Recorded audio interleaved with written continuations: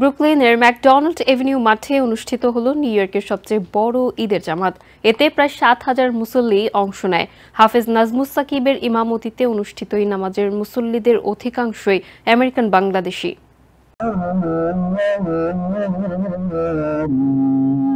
এক মাস সিয়াম সাধনার পর ঈদের জামাতে অংশ নিতে আমেরিকান বাংলাদেশি মুসল্লিরা বেশ আগেভাগেই আসেন ব্রুকলিনের ম্যাকডোনাল্ডস এভিনিউতে। সময়ের আগেই কানায় কানায় পূর্ণ ঈদগাহ। বাইতুল জান্নাহ জামে মসজিদ এবং কমিউনিটি সেন্টারের ব্যবস্থাপনায় ঈদ উল ফিতরের এই জামাতের ইমামতি করেন ৪ বারের বিশ্বসেরা হাফেজ নাজমুস সাকিব।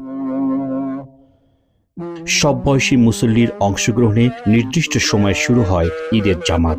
নামাজ শেষে মহান সৃষ্টিকর্তার কাছে শুকরিয়া করে মোনাজাত করেন তারা। আমি বাংলাদেশ সোসাইটির পক্ষ থেকে দেশে বিদেশে যারা আছেন সবাইকে ঈদ মোবারক।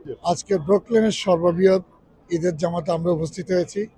সকল প্রবাসী বাংলাদেশিদেরকে জানাই ঈদ মোবারক। আজকে ঈদের জামাত আমরা সুন্দরভাবে ব্রুকলিনের চার্চ স্কয়ারে আমরা আদায় করতে পেরেছি।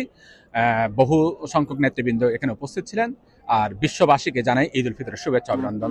দেশ ও মুসলিম উম্মার জন্য এ সময় শান্তি কামনা করেন অনেকেই। এখানে বিশাল এক আয়োজন, হাজার হাজার মানুষের সমাগম, এবং আমরা প্রত্যেকেই বাংলাদেশি, একে অপরের সাথে ভালো সম্পর্ক এবং মহাব্বত। আমরা প্রবাসে বসে প্রতিনিয়ত দেশের কথাই চিন্তা করি। আমরা চাই একটি সুখী সমৃদ্ধি বাংলাদেশ হোক, যে স্বপ্নের বাংলাদেশের সবাই কোনো বৈষম্য থাকবে না, কোনো অব্যবস্থা থাকবে না। আমরা সেই বাংলাদেশের প্রত্যাশা করি।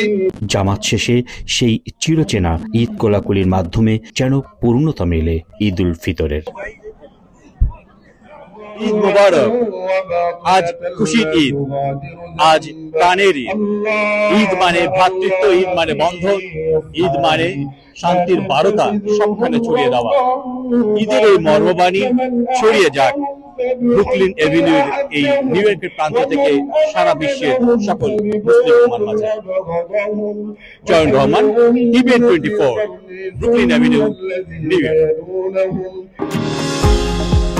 নিউ ইয়র্ক থেকে সম্প্রচারিত টিভিএন 24 টেলিভিশন বিশ্বজুড়ে বাঙালির কণ্ঠস্বর।